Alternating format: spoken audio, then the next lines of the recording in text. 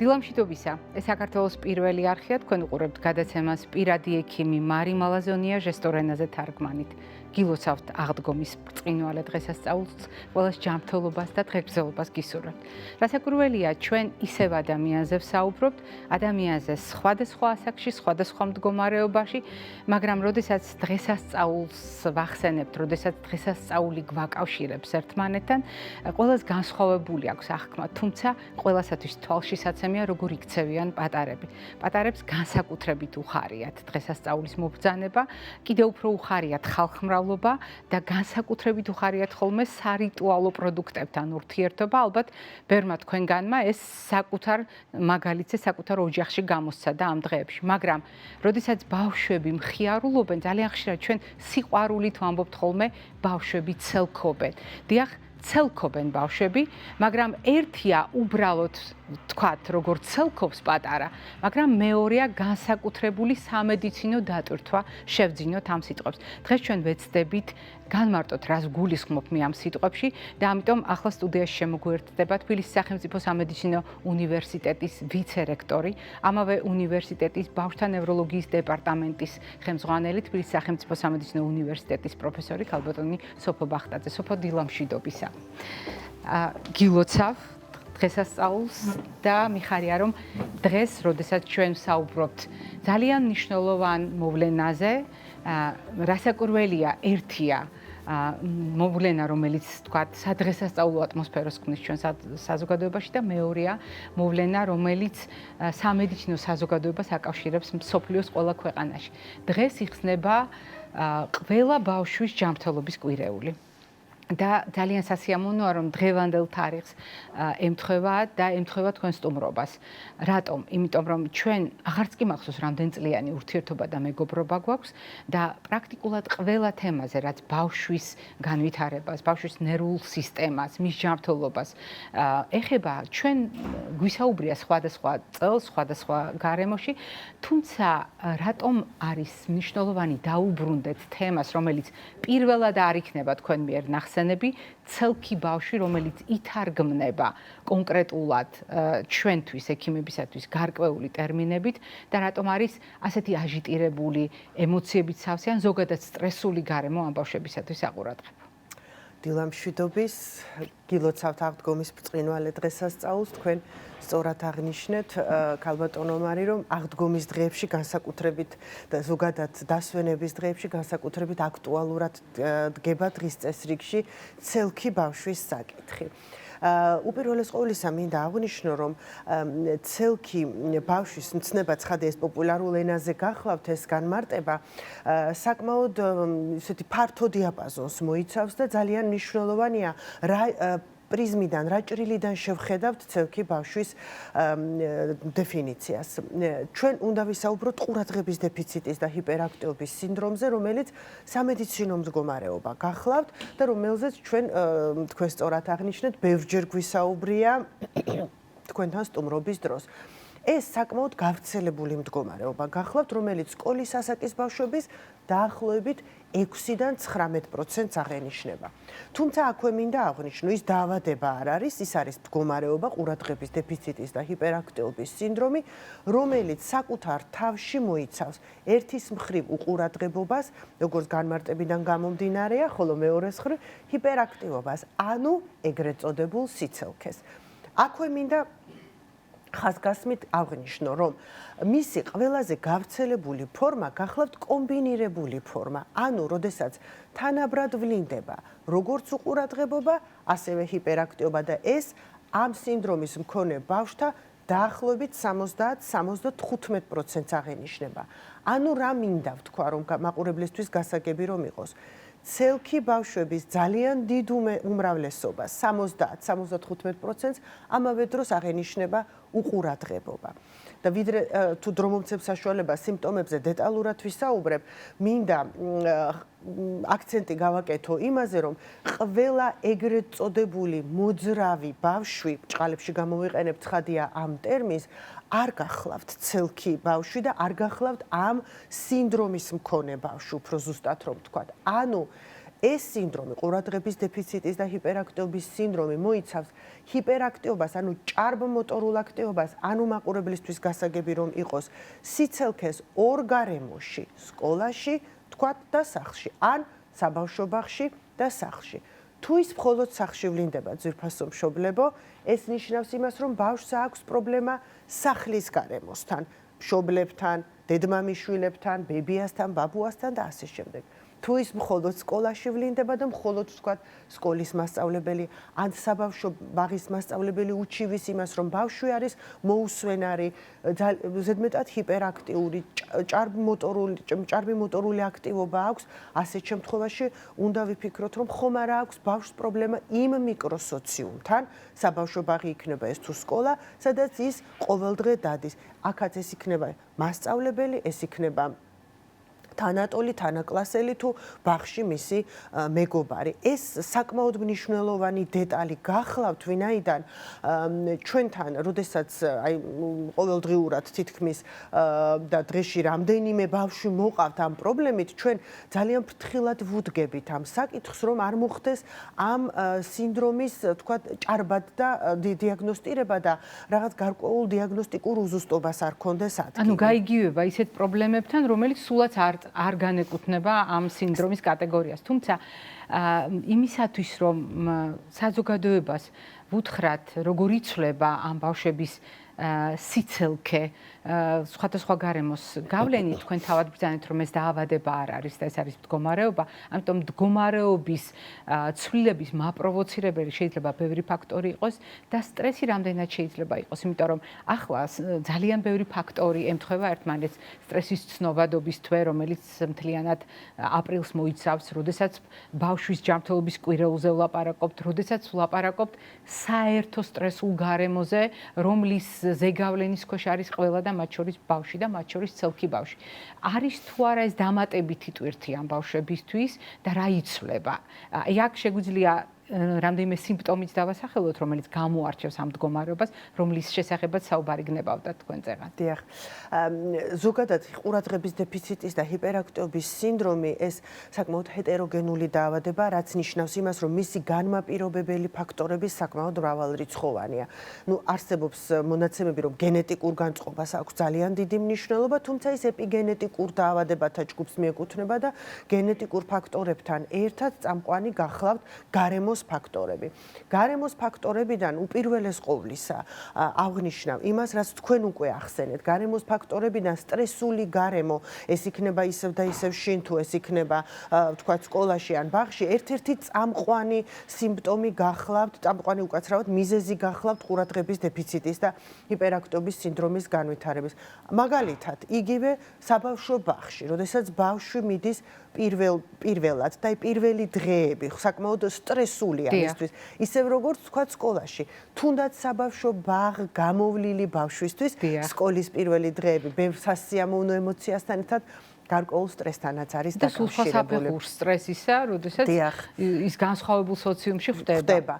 და თუ ბავშვს მანამდე აღენიშნებოდა ყურადღების დეფიციტის და ჰიპერაქტიობის სინდრომის რომელიმე სიმპტომი მაინც და მე ჩამოვთვლი ახლა ამ სიმპტომებს, მაშინ ეს სიმპტომები განსაკუთრებით სიმძაფრით იჩენს ხოლმე თავს ახალ გარემოში, რომელიც მისთვის საკმაოდ სტრესულია. იმას უწევს ადაპტაცია ახალ სახეებთან, ახალ სიტუაციასთან, ახალ შენობასთან, ახალ მიკროგარემოსთან, მასწავლებელთან, თანაკლასელთან და ასე შემდეგ. და აქვე მინდა აღვნიშნო, რადგან სიტყვა მოიტანა, რომ ყურადღების დეფიციტის და ჰიპერაქტიობის სინდრომს ახასიათებს ბევრი კომორბიდული, ანუ თანმხლები მდგომარეობები და ერთ-ერთი მათგანი გახლავთ ტურეტის სინდრომი, ანუ მაყურებლისთვის გასაგები რომ იყოს, ეს არის ეგრეთ წოდებული ტიკები, რომელიც ხშირად აღინიშნება ბავშვებში და ტიკები, ანუ ტურეტის სინდრომი და ყურადღების დეფიციტი შემთხვევათა 60%-ში თანაარსებობს და ტიკების გამშვები მექანიზმი, წამყვანი მექანიზმი ეს გახლავთ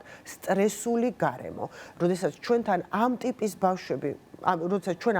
ბავშვები მოგმართავენ, პირველი სამიზნე კითხვა, რომელსაც ჩვენ ბავშვს თუ ბავშვის გვაძლევს, ასაკი გვაძლევს საშუალებას, რომ მას დავუსვათ ეს კითხვა, ან მშობელს ვუსვამთ, ეს გახლავთ ის, რომ ხომ არ იყო რაიმე სტრესული ფაქტორი, რომელმაც განაპირობა ტიკების ან თქვათ ტიკებთან ასოცირებული ქცევითი დარღვევების, მათ შორის უყურადღებობის და კიდევ უფრო ხშირად ჰიპერაქტივობის, ანუ ჭარბი მოტორული აქტობის, ანუ სიცილქის განვითარება. შესაბამისად, თუ ამ ჭრილში განვიხილავთ სტრესი, სხვა ფაქტორებთან ერთად ერთ-ერთი წამყვანი ფაქტორიც შეიძლება იყოს. რაც შეეხება სიმპტომებს, როდის უნდა მივიტანოთ ეჭვი, მშობლებისთვის გასაგები რომ იყოს ყურადღების დეფიციტის და ჰიპერაქტივობის სინდრომის არსებობაზე. ისევ და ისევ ხაზგასმით მინდა აღნიშნო, თუ ის აღინიშნება ორ გარემოში, სკოლაში და სახლში, საბავშვო ბაღში და სახლში. და რა სიმპტომებით ვლინდება ის? მინდა მივმართო მშობლებს და დასაწყისში აღნიშნე და ახლაც გავიმეორო, ყველა ბავშვს, რომელსაც აქვს ჭარბი მოტორული აქტობა, რომელიც იმაზე მეტს თამაშობს, ან იმაზე მეტად იქცევს თქვენ ყურადღებას, ვიდრე ეს თქვენ გსურთ, ან თქვენ აღქმაში შეიძლება იყოს, ნუ მივაწერთ ყურადღების დეფიციტის და ჰიპერაქტივობის სინდრომის არსებობას. როგორ ვლინდება ის? ის ვლინდება უყურადღებობით, ანუ ასეთი ბავშვები მეოცნებეები არიან, აი თითქოს გაფანტულები, გაკვეთილის მსვლელობის დროს თითქოს არიან გარკვეულწილად პარალელურ სამყაროში და ასეთ შემთხვევაში ხშირად მასწავლებელი საყვედურობს არა მარტო ბავშვს, არამედ მშობელსაც, რომ ბავშვი არის უყურადღებო, არის სადღაც სხვაგან ფიქრებში და სამწუხაროდ ჯერ კიდევ ბევრ სკოლაში მასწავლებელთა ცოდნა ამ საკითხის შესახებ არ არის ისეთი, როგორიც უნდა იყოს და ასეთ შემთხვევაში მასწავლებელი ცოტა ზედმეტ წუხილს გამოთქვამს ამ საკითხის გამო.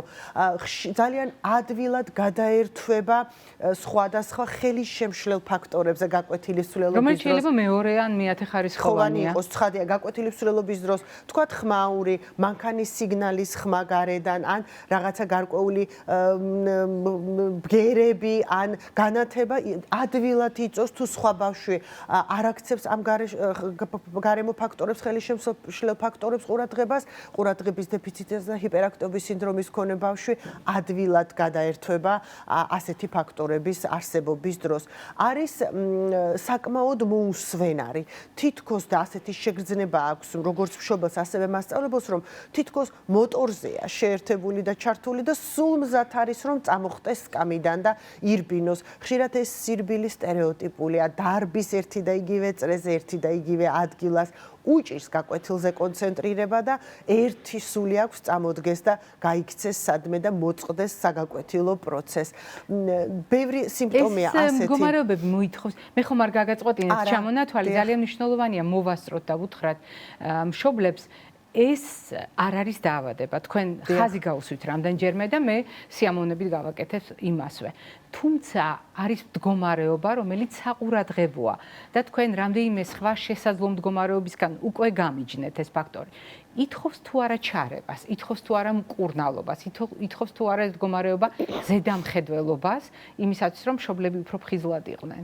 ცხადია, ითხოვს მართალია ის მდგომარეობაა, მაგრამ ის არ არის ნორმული მდგომარეობა და გარკვეულწილად არის მოსაზღვრე მდგომარეობა დაავადებასა და ნორმულ მდგომარეობას შორის. ცხადია, ითხოვს, მას ჭირდება დიაგნოსტირება. ამისთვის არსებობს სპეციალური დიაგნოსტიკური კითხვარი, რომელიც მოიცავს დეტალურ კითხვებს, როგორც მშობლის მისამართით, ასევე მასწავლებლის მისამართით და თუ ამ კითხვარით დადასტურდა, რომ ეს ნამდვილად წარმოადგენს ყურადღების დეფიციტის და ჰიპერაქტივობის სინდრომს, მას აუცილებლად სჭირდება მკურნალობა. მკურნალობა ზუსტად ასეთ ტერმინს მაინც და მაინც ვერ გამოვიყენებ, ჩარევა, ინტერვენცია, ანუ მართვა. რას გულისხმობს ეს? უპირველეს ყოვლისა, აი ამ მართვის და ჩარევის პროცესში წამყვან როლს ასრულებს ფსიქოლოგი. უფრო ზუსტად ნეიროფსიქოლოგი, რომელმაც იცის თუ რა ხრიკები და რა მეთოდები უნდა გამოიყენოს, როგორც ბავშვთან კომუნიკაციის დროს, ასევე მშობელთან კომუნიკაციის დროს და რა მითითებები და მინიშნებები უნდა მისცეს მასწავლებელს ასეთ ბავშვებთან ურთიერთობის. მაგალითად ის, რომ ბავშვი ასეთ შემთხვევაში მასწავლებელს უნდა ყავდეს ფიზიკურად მასთან ახლოს, უნდა ქონდეს მუდმივად თვალით თვალთან კონტაქტი, ხშირად არ უნდა მისცეს შენიშვნა მით უმეტეს თანაკლასელების თვალწინ. უნდა მისცეს, მაგრამ ეს ცოტა უფრო პრივატულ გარემოში უნდა მოხდეს. ხშირად უნდა წაახალისოს, ამას ქვია დადებითი გამტკიცება, სიტყვიერი ვერბალური ჯილდოს სახით და ასე შემდეგ. არსებობს სპეციალური მითითებები, რომელსაც ფსიქოლოგები მასწავლებლებისთვის და მშობლებისთვის იყენებენ. თუმცა ჩვენი ექიმების, ბავშვთა ნევროლოგების დახმარებაც უმეტეს შემთხვევაში სჭირდებათ ასეთ ბავშვებს. არსებობს სპეციალური ჯგუფი მედიკამენტებისა, რომელსაც ხადია მე აქ არ დავასახელებ ახლა ბევრი მიზეზის გამო, რომელსაც ჩვენ იმ შემთხვევაში თუ ფსიქოლოგი როგორც გითხარით, პირველ და ერთ-ერთ მნიშვნელოვან რგოლს წარმოადგენს ნეიროფსიქოლოგი. თუ ნეიროფსიქოლოგი თავისი ამ მეთოდებით ვერ უმკლავდება ყურადღების დეფიციტის და ჰიპერაქტიობის სინდრომის მართვას, მაშინ ასეთ შემთხვევაში ვერთვებით ჩვენ და ამ მედიკამენტური თერაპიით ვახდენთ მის კორექციას და მინდა აღვნიშნო, რომ ხშირად კომბინაციაში ფსიქოლოგთან ერთად მედიკამენტური თერაპია საკმაოდ ეფექტიანია ამ მდგომარეობის მართვის დროს და საკმაოდ კარგ შედეგს ვიღებთ როგორც მშობლის კუთხიდან, ასევე ჩვენც ექიმებიც საკმაოდ ამაყები ვართ ხშირად ამ კომბინირებული შედეგით. დიახ. ძალიან დიდი მადლობა სოფო, რომ დღეს ჩვენთან ერთად იყავით, ისაუბრეთ ამ თემაზე. რეალურად გაახსენეთ ოჯახებს თემა, რომელიც ყველასათვის ნაცნობია და რაც თავარია თვალშისაცემია, შეუძლებელია, რომ ბავშვის ცელქობა თვალში არ მოხვდეს, მაგრამ კიდევ უფრო მნიშვნელოვანია, რომ დღეს თქვენ გახსენით ჩვენს გადაცემაში კვირეული, რომელიც ყველა ბავშვის ჯანმრთელობას ერთნაირად ეხება, მიუხედავად იმისა, ეს არის ფიზიკური ჯანმრთელობა, ეს არის მენტალური კეთილდღეობა თუ სოციალური კეთილდღეობა ბავშვისა. მაყურებელს შევახსენებ, დღევანდელი ჩვენი გადაცემის სტუმარი გახდათ თბილისის სახელმწიფო სამედიცინო უნივერსიტეტის ვიცე-რექტორი, ამავე უნივერსიტეტის ბავშვთა ნევროლოგიის დეპარტამენტის ხელმძღვანელი, ამავე უნივერსიტეტის პროფესორი, ნევროლოგი ქალბატონი სოფო ბახტაძე. მე ჯერ არ გემშვიდობებით, წინ კვებითი შუქნიშანი გველოდება.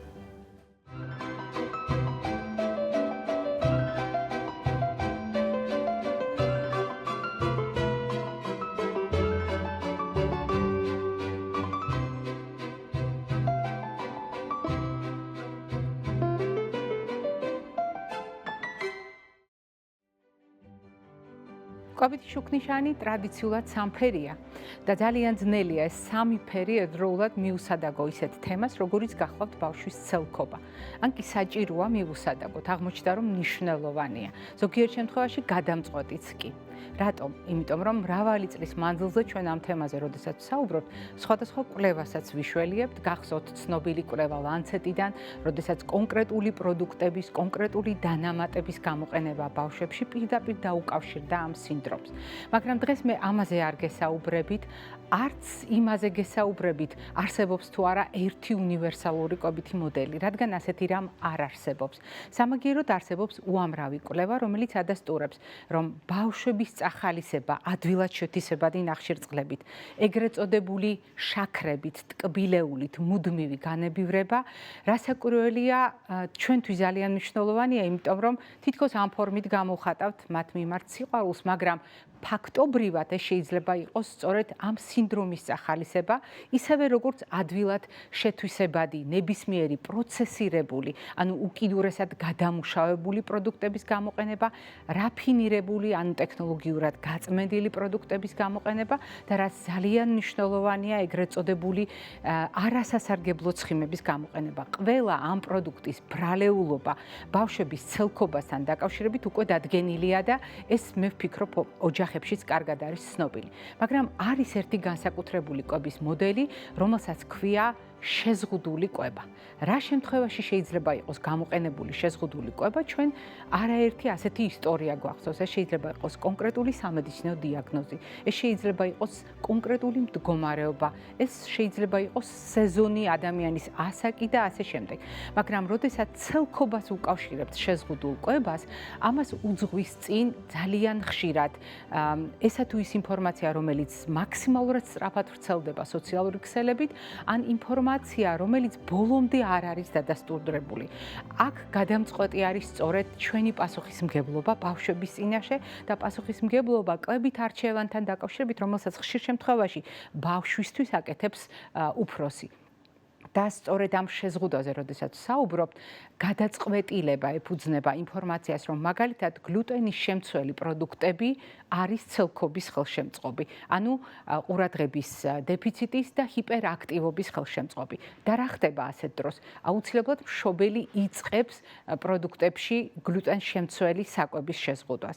მაგალითად, ლაქტოზის შეზღუდვა, ფრუქტოზის შეზღუდვა, უამრავი ეგრეთ წოდებული ელიმინაციური, ანუ შემზღუდავი კვების მოდელები გავრცელდა სწორედ იმ მშობლებისათვის, რომლებმაც გადაწყვიტეს, რომ ცელქობა საკვები დაუპირისპიროთ.